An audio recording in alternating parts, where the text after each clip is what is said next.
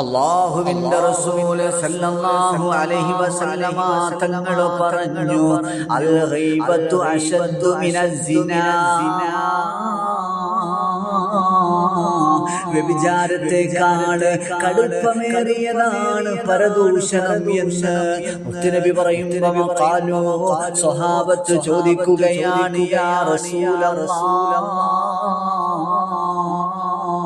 എങ്ങനെയാണ് വകൈഫൽ ഗീബത്തു അശദ്ദു മിനസ് സിനാ,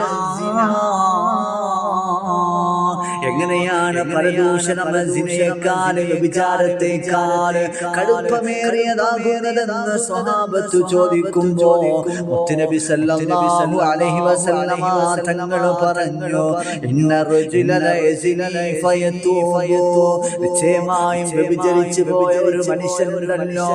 അല്ലാഹുവിനോട് തൗബ ചെയ്താൽ ഫയതൂബു അല്ലാഹു അലൈഹി, അല്ലാഹു ആ മനുഷ്യന്റെ മേൽ തൗബയെ സ്വീകരിക്കുന്നതാണ്. എന്നാൽ പരദൂഷണം പറഞ്ഞ വ്യക്തിയുണ്ടല്ലോ, വഇന്ന സ്വഹിബൽ ഗീബത്തി ലാ യുഗ്ഫറു ലഹു ഹത്താ യഗ്ഫിറഹാ ലഹു സ്വഹിബുഹു, ആ മനുഷ്യനാരെ കുറിച്ചാണോ പരദൂഷണം പറഞ്ഞത്, ആ പറയപ്പെട്ട വ്യക്തി പറഞ്ഞയാൾക്ക് പുറത്തു കൊടുത്തിട്ടല്ലാതെ അല്ലാഹു ആ മനുഷ്യന്റെ പാപം പൊറുക്കുകയില്ലെന്ന് നബി മുഹമ്മദ് മുസ്തഫ